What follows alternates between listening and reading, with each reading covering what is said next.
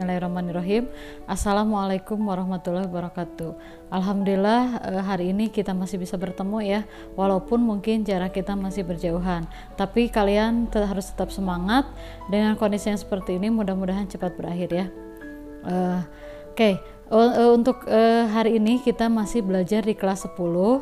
Nah, adapun untuk materinya kita lanjutkan ya, materinya yaitu materi baru. Hari ini kita akan membahas mengenai materi yang sangat bisa dikatakan sesuatu hal yang sangat penting bagi kalian, karena ini akan berguna bagi kalian.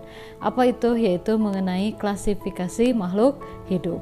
Oke, nah tapi sebelum Ibu akan lebih lanjut membahas mengenai klasifikasi, di sini Ibu akan menjelaskan dulu tujuan pembelajarannya ya. Untuk tujuan pembelajarannya yaitu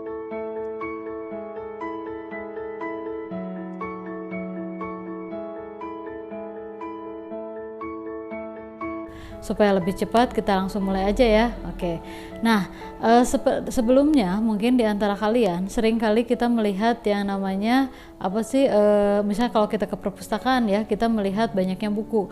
Nah, ketika kalian melihat banyak buku tadi, bagaimana sih caranya supaya kita mudah untuk mencarinya? Nah, salah satu cara yang biasanya kita lihat di perpus, biasanya kita akan mencari buku di tempatnya ya. Misalnya buku biologi, oh berarti di rak biologi. Kalau buku fisika, oh di fisika. Nah, sebetulnya apakah mereka itu ujuk-ujuk seperti itu? Oh, enggak ya.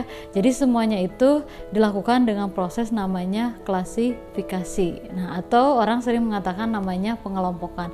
Sama halnya juga di makhluk hidup, juga ada yang namanya klasifikasi makhluk hidup. Pertanyaannya, kenapa sih makhluk hidup harus diklasifikasi?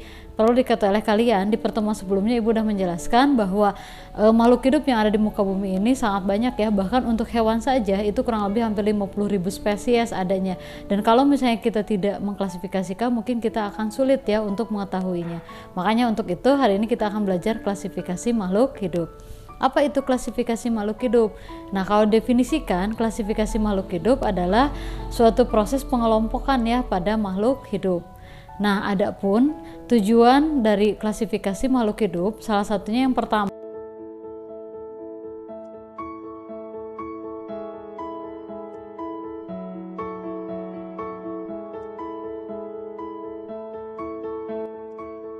nah makanya penting bagi kita yaitu untuk melakukan klasifikasi makhluk hidup.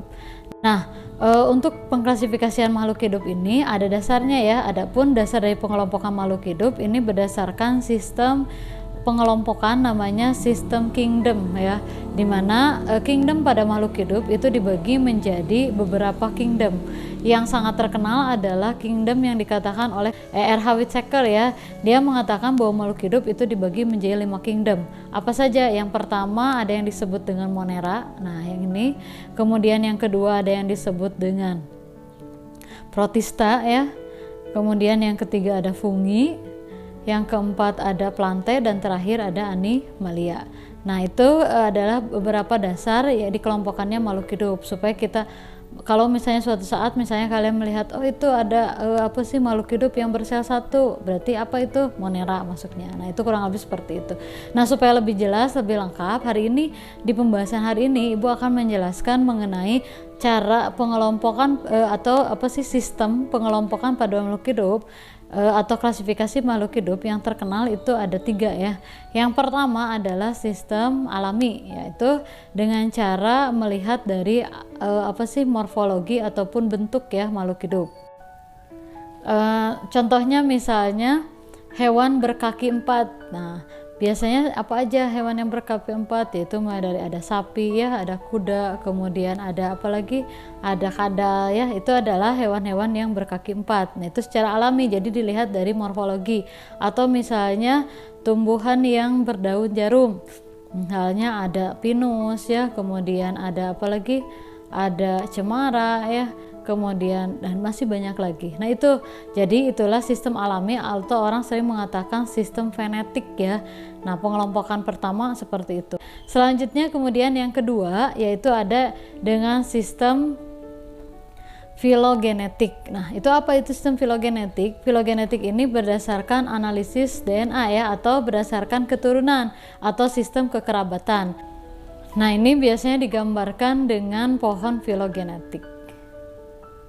Ya, oke. Selanjutnya, kemudian yang ketiga, yang terakhir adalah sistem buatan ya, atau orang seringkali mengatakan sistem artifisial. Nah, pengelompokan seperti ini biasanya digunakan yaitu sesuatu yang menurut kita itu penting. Contohnya apa? Misalnya pengelompokan tanaman obat yaitu seperti jahe, kina, ginseng, kayu putih. Nah, sedangkan contoh lain misalnya seperti tanaman hias, misalnya seperti mawar, anggrek, melati. Nah, itu dia beberapa cara pengelompokan pada makhluk hidup. Nah, kurang lebih seperti itulah pembahasan hari ini. Mudah-mudahan ada manfaatnya ya. Mohon maaf bila ada kekurangan. Seperti biasa, untuk tugasnya ada di classroomnya. Oh iya, bagi kalian yang masih bingung atau misalnya pengen bertanya-tanya, silahkan seperti biasa tanyakan langsung ke nomor di bawah ini.